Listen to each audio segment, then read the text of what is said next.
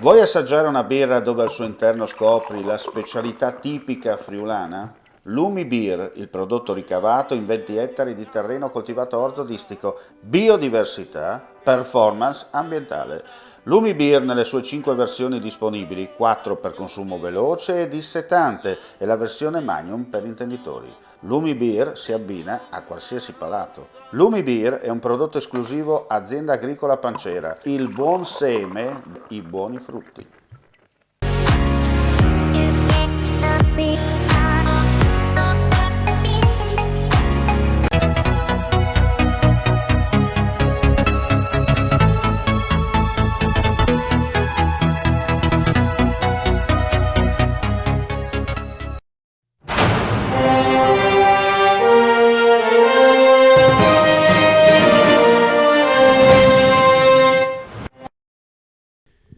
Questa mattina l'Arma dei Carabinieri e la comunità tarvisiana, rappresentata dal primo cittadino, hanno reso omaggio ai 12 carabinieri trucidati il 25 marzo 1944 a Malga Bala, in Slovenia, decorati di medaglia d'oro al merito civile alla memoria.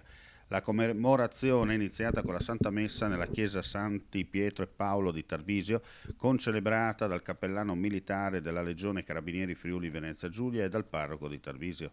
Al termine della funzione religiosa e dopo la lettura della motivazione della medaglia d'oro al merito civile conferita il 27 marzo 2009 dal Presidente della Repubblica, il comandante della Legione Carabinieri Friuli Venezia Giulia, generale di brigata Antonio Frassinetto, accompagnato dal prefetto di Udine Massimo Marchesiello e dal sindaco di Tarvisio Renzo Zanette, dall'ispettore regionale dell'Associazione Nazionale Carabinieri, generale di Corpo d'Armata Michele Cristoforo Ladislau, ha deposto una corona d'alloro all'interno del tempietto adiacente alla chiesa, dove sono ancora custoditi i resti dei 7 dei 12 caduti.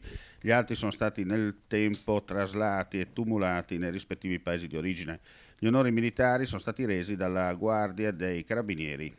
A causa del protrarsi dell'emergenza epidemiologica, la cerimonia in onore dei 12 carabinieri si è svolta senza la presenza del pubblico e dei familiari dei caduti.